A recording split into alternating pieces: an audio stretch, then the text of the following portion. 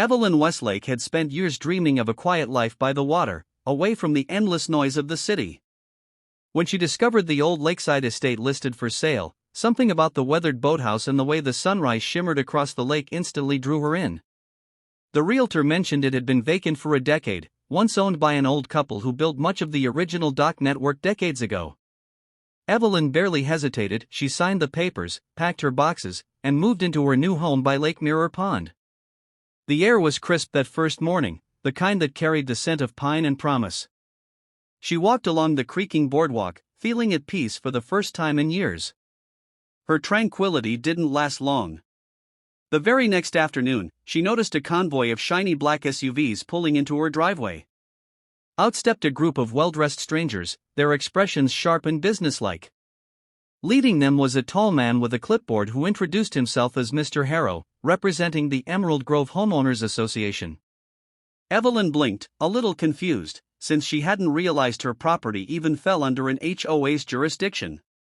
Harrow's tone was polite but clipped as he said they needed to discuss the docks. He explained that the HOA managed the docks surrounding the lake and that her recent purchase might have complicated existing arrangements. Evelyn felt a ripple of unease as he handed her a stack of legal documents filled with dense wording about shoreline access and association property. Trying to stay calm, she invited them to speak further, but Harrow declined, saying the board would follow up formally. Once they left, Evelyn stood alone in her yard, staring at the water. The thought that someone could show up unannounced and start dictating what she could or couldn't do on her own land unsettled her deeply. As the sun began to dip behind the trees, she wandered back to her porch and opened her deed reading line. Cup of coffee and sat at her kitchen table, staring at the HOA documents Mr. Harrow had left behind. Every line seemed intentionally complicated, full of references to property boundaries, water rights, and bylaws written in legal jargon.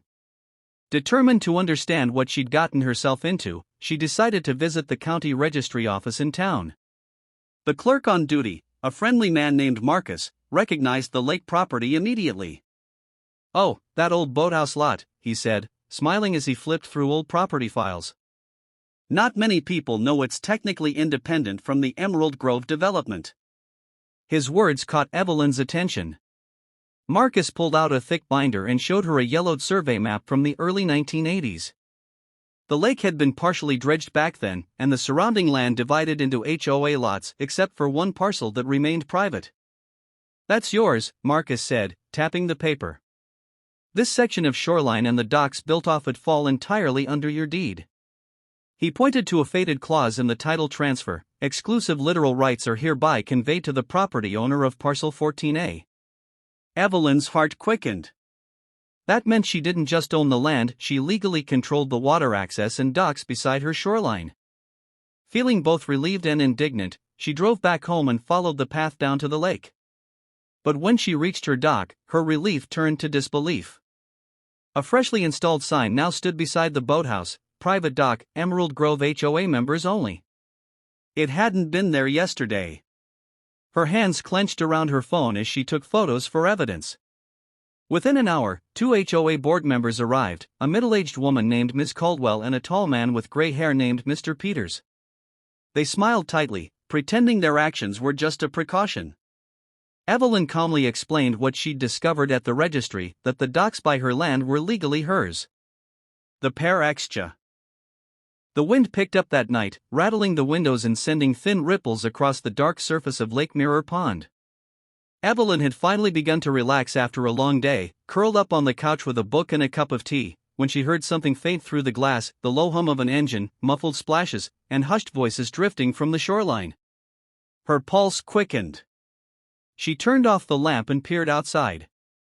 Through the silver haze of moonlight, she could make out the dim outline of a small pontoon boat approaching her dock.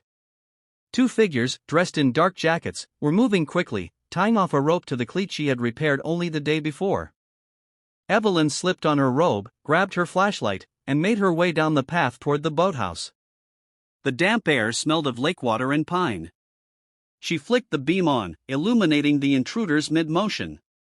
"You're trespassing," she called out, her voice steady but sharp. The pair froze, startled. One of them, a younger man she recognized from the HOA meeting, stammered, we thought this was still community property.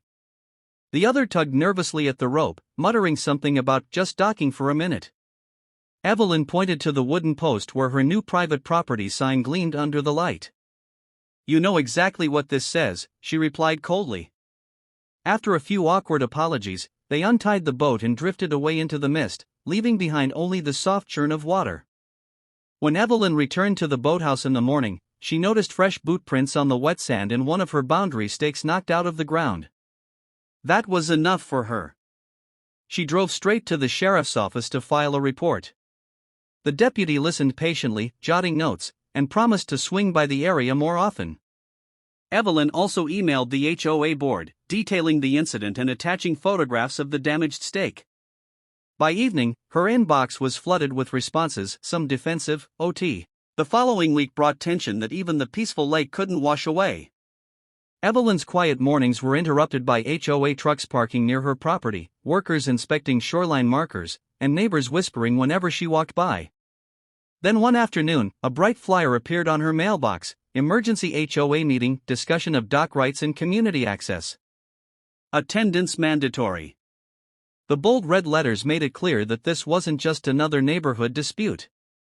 Evelyn was being put on trial in the court of local opinion. When the night of the meeting arrived, she dressed simply and drove to the Emerald Grove Community Hall.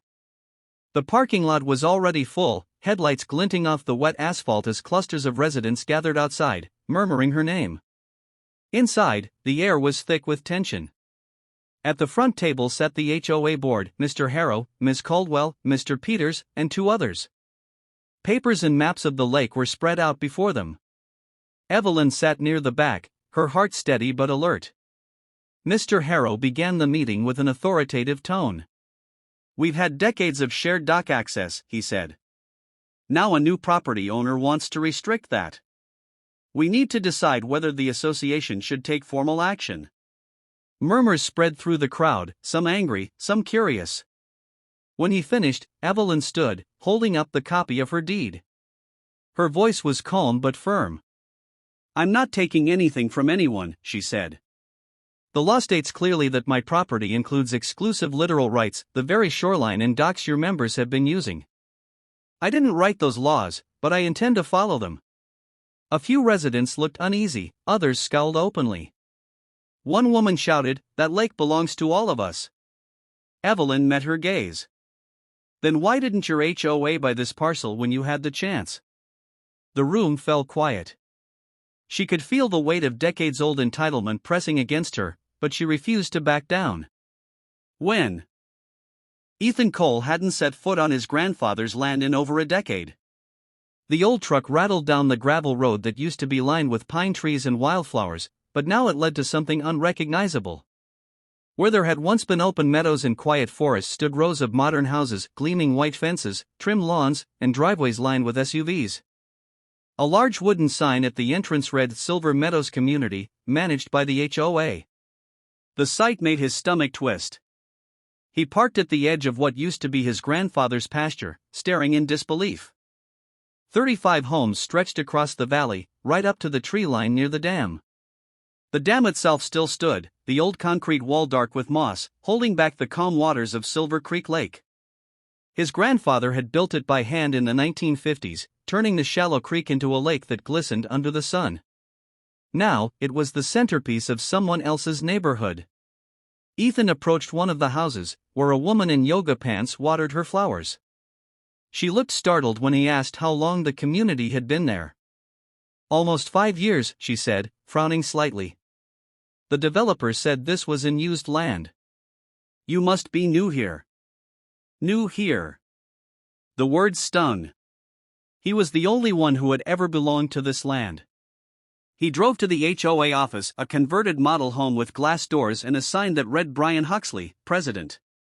Inside, Brian greeted him with the polished smile of a man used to getting his way. When Ethan showed the original deed, yellowed but clear, Brian's smile faded just enough to reveal irritation. There's been a misunderstanding, he said. Old survey lines, maybe. But these homes were approved by the county. Ethan's jaw tightened. You built on private property. My property. Brian leaned back in his chair. Well, if that's true, I'm sure we can work something out legally. Outside, Ethan stood by the lake, feeling the hum of the dam beneath his boots. The rusted lever still stood in place, locked by an iron key that only he possessed. The same key his grandfather had handed him the day he died. The houses might sit proudly on stolen soil, but every board, every blade of grass depended on the dam staying shut. And Ethan still decided when it opened.